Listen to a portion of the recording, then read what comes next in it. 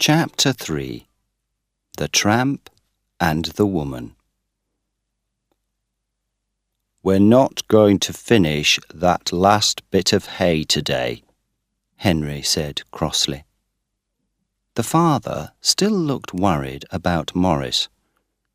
"Are you sure you're all right?" he asked. "Yes, I'm all right. I've told you." "Then sit down and rest for a bit. In a while, you can get the dinner out for us." The men went back to work, and the governess ran back to the vicar's house, to her job with the children. Morris sat down under a tree. "I'll marry her," he thought. "Yes, I will. I've got £50, and Mother will help me." For a long time he sat there, thinking about married life. Then he got up and went to get the dinner from the big wagon by the road. The 2 fields belonged to the Wookie family, but they were 4 miles from the home farm, so the father had to bring dinner and tea to the fields every day, and the workers ate there. Cutting the hay usually took about 2 weeks, and somebody had to sleep in the field at night to watch the tools. Either Morris or Geoffrey usually did this. Mrs. Wookie always sent a good dinner, and today was no different. There were 2 big meat pies, cold potatoes, bread, and a great piece of cheese. Morris put the food out in the shade of a big tree. Everybody sat down in a circle and ate their meal. It was good to be out of the burning sun, under the shade of the tree. The men ate and drank silently, the father reading a newspaper, the others eating busily. Then, "She's here again," said Bill. Everybody looked up. Paula was coming across the field, carrying a plate. "She's bringing something for you, Morris," said Henry, laughing at him.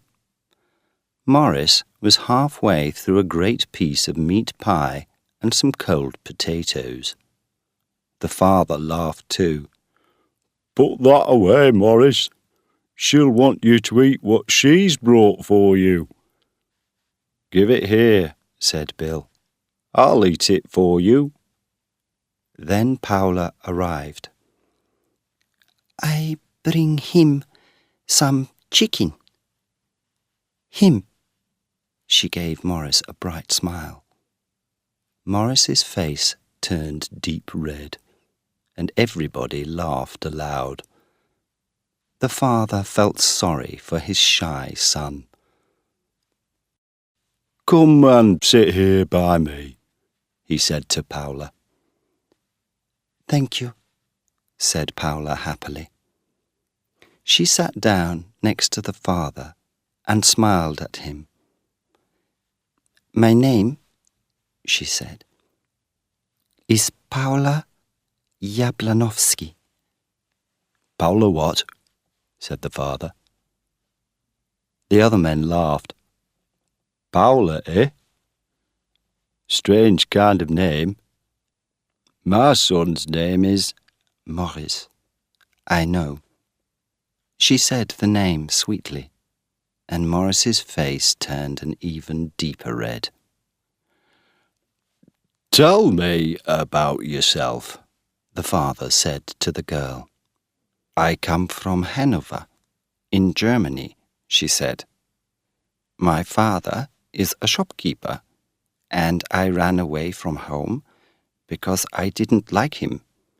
I went to Paris, and I worked in a girls' school there." "Did you like it?" "Oh, no, it was so boring. nothing to do." "And do you like life in England?" said the father. "No. No. The vicar and his wife. No, no, no." "And what will you do?" the father asked. "I will go to London, or to Paris, or get married." She laughed into the father's eyes. The father laughed too. "Get married, eh? Who to?" "I don't know. I am going away." "Do you think you'd like making butter and cheese?" "Oh, yes." She smiled her quick, bright smile, and her eyes shone. "I think she'd like anything different from her life now," said Henry. He heard a noise and looked round. "Hello, who's this?" he said. A tramp was crossing the field towards them. He was small, thin, and dirty, with mean little eyes. "Have you got a bit of work for me?" he called out. "A bit of work?" said the father. "Can't you see that we've nearly finished these fields?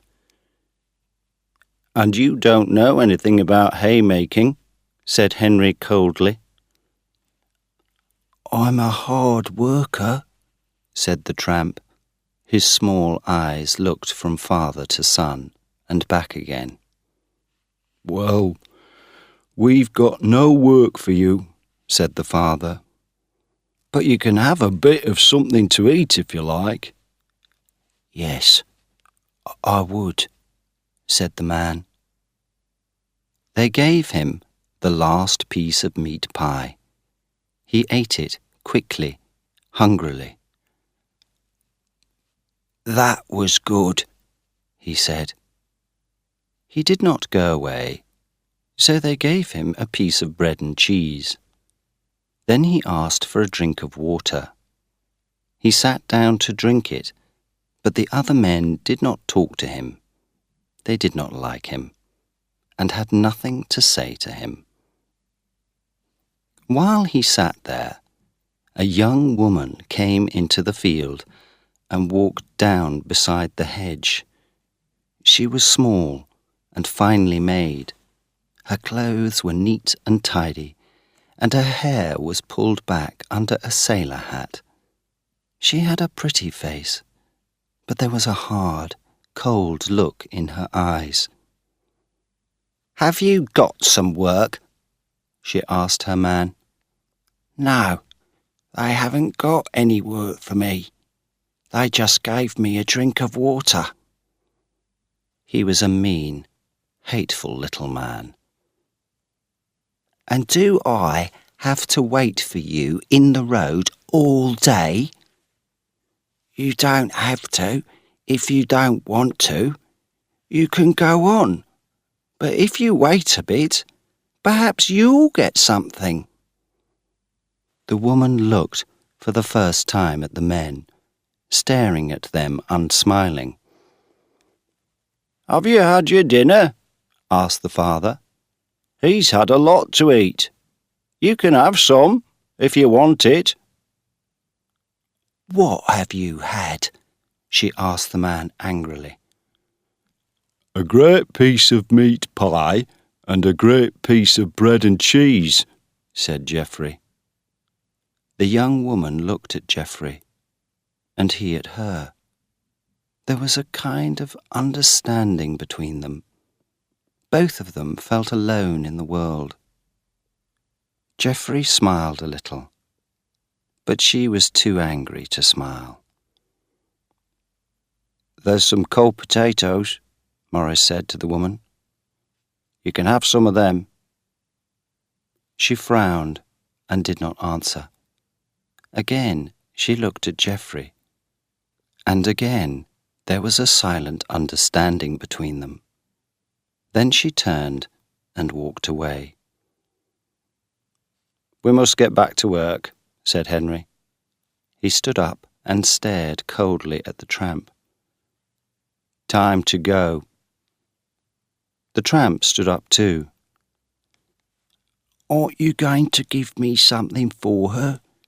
She's had nothing to eat all day. They gave him some bread and cheese. He pushed it into his pocket and walked away.